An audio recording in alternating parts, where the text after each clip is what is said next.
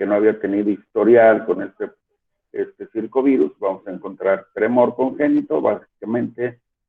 Vamos a ver también en algunos estudios de tipo serología lineal que el comportamiento de los anticuerpos es interesante, ya que lo podemos detectar en la semana 8 y la semana 9, pero ya de ahí se desaparecen y los volvemos a encontrar hasta la semana 13 y a la semana 15. Esto les puede dar la idea de que las infecciones concomitantes pueden tener un comportamiento singular que empata a la afección de macrófagos por el circovirus porcino. El tremor congénito no es que sea por todos, es variable. Los lechones mueren por inanición, más o menos en la primera semana, y ahí tenemos algunas revisiones para conjeturar el efecto de este patógeno. Tenemos que, por ejemplo, estímulos externos los pueden agravar. Esto significa que vamos a tener animales que reaccionan de una manera intensa a ciertos estímulos y luego las infecciones concomitantes van a ser graves, pues, se van a exacerbar. El tema de la inmunidad de piara es algo bastante incidente.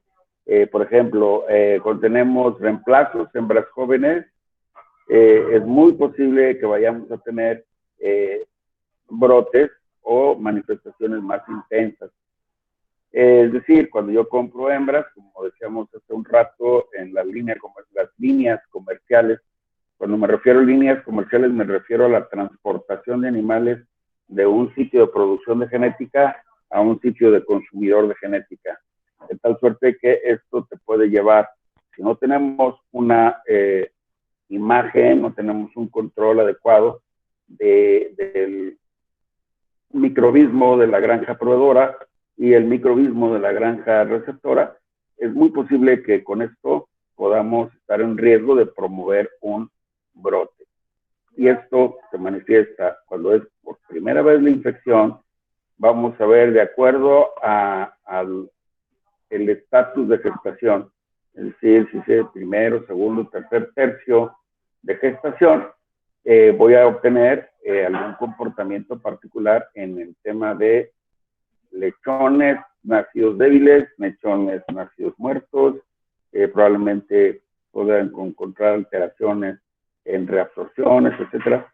Todo esto debido a que tenemos una contaminación en primero, segundo, tercer tercio de la gestación. Esto se va a ver impactado en la figura de la enfermedad.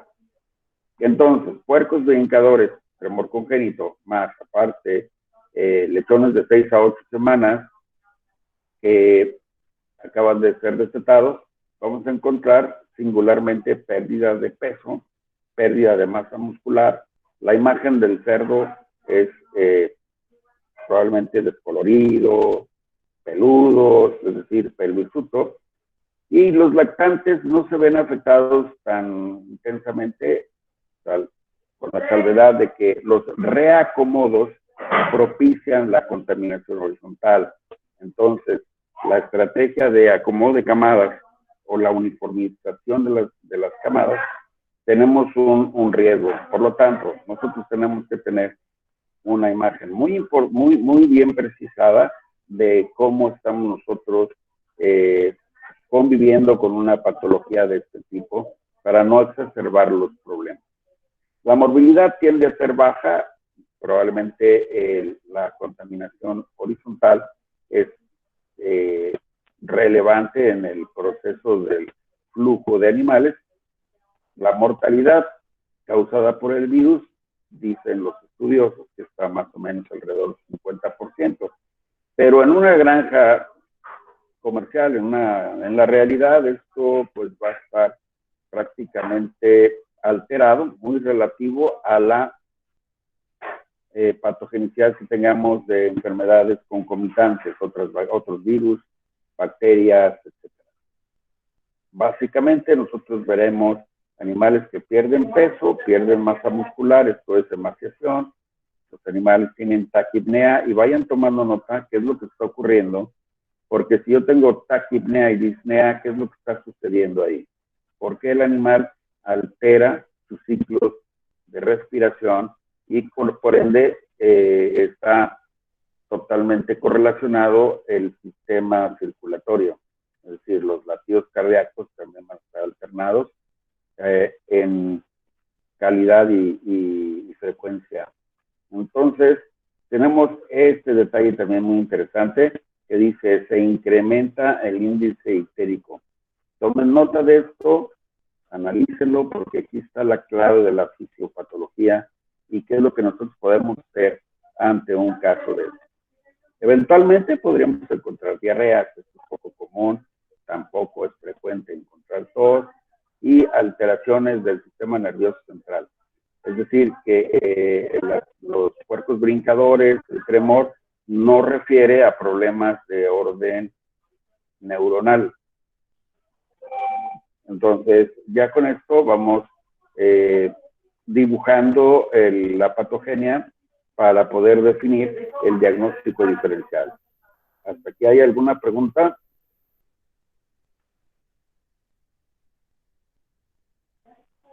Ok, continuamos. El aislamiento lo podemos... Sí, adelante. Ok. Si no hay preguntas, decimos nuestros elementos de... No te escuché.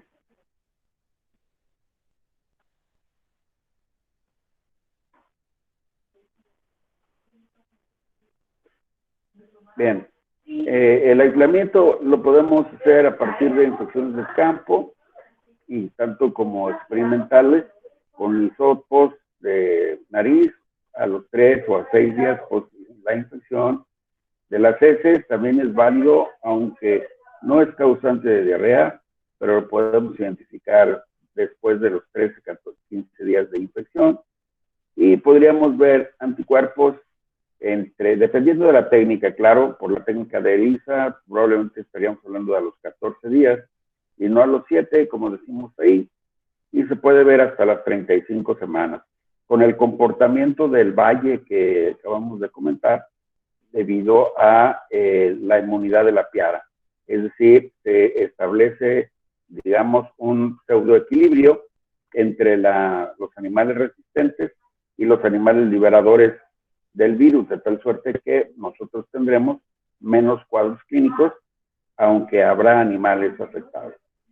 Nosotros, por la técnica de la inhibición de la inmunofluorescencia, encontramos respuesta en la dilución 1:4, que quiere decir que esto que hay una elevada cantidad de virus circulando en el animal, y 1:160, que es mucha menor cantidad, pero sin embargo todavía implica infección activa. Lo podemos, como comentamos en un principio, identificar como hasta cierto punto linfotropo, lo habremos de aislar de timo en animales pequeños de menos de 6 semanas, vaso, nódulos linfáticos mesentéricos, nódulos linfáticos bronquiales y nódulos linfáticos retrofaríngeos. También es posible encontrarlo en la mucosa pulmonar. Hablábamos de que afecta macrófagos alveolares. También lo podemos encontrar en la mucosa nasal, es donde se puede, a través de hisopos, realizar PCR, por ejemplo. Y de intestino delgado, inclusive. No lo vamos a encontrar, aunque afecte el riñón, macroscópicamente podemos ver claro que está afectado. El hígado, muy discreto, la posibilidad de verlo afectado, no propiamente por el virus, sino por la fisiopatología que está provocando el mismo virus. Entonces, en estos 3 tejidos nos lo vamos a encontrar. No sistema nervioso central, no es órgano de elección para el aislamiento, como tampoco lo es el hígado ni el riñón. En los brotes reproductivos, es decir, comentábamos hace unos instantes que dependiendo de la estatus de gestación, vamos a encontrar algunas complicantes. Por ejemplo, podemos ver seropositividad e incluso un par de aislamientos a partir de mortinatos. Es decir, que estos animales fueron contaminados in útero. Y dependiendo del análisis que ustedes hagan, de acuerdo al desarrollo, hay que medir la masa del animal, longitud, perímetro, la madurez de las pezuñas, etcétera, para saber en qué momento se dio esa infección, provocándonos mortinatus tipo 2, es decir, anteparto. Este es un signo muy interesante. Realmente son pocas las unidades de efecto citopático, que así se mide pues la cantidad de partículas virales. 5,000 son suficientes para desarrollar el tremor congénito en hembras libres y gestantes. Con esta inoculación se logró el tremor congénito que durante casi 21 días, de 2 a 3 semanas, permaneció en los lechones. Y a partir de esos lechones que manifestaban el tremor congénito, se pudo aislar el virus del colon. Al análisis microscópico fue imposible, no se encontraron lesiones a nivel de mielina, de los nervios periféricos, ni tampoco en la médula espinal.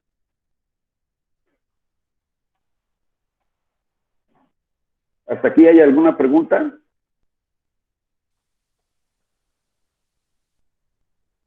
Muy bien. Signos. Particularmente, problemas de este tipo, los signos son bastante inespecíficos. Caquexia, palidez de la piel, regreso otra vez a llamar la atención sobre este fenómeno que transparencias atrás habíamos hecho el referente de cerditos pálidos como amarillentos.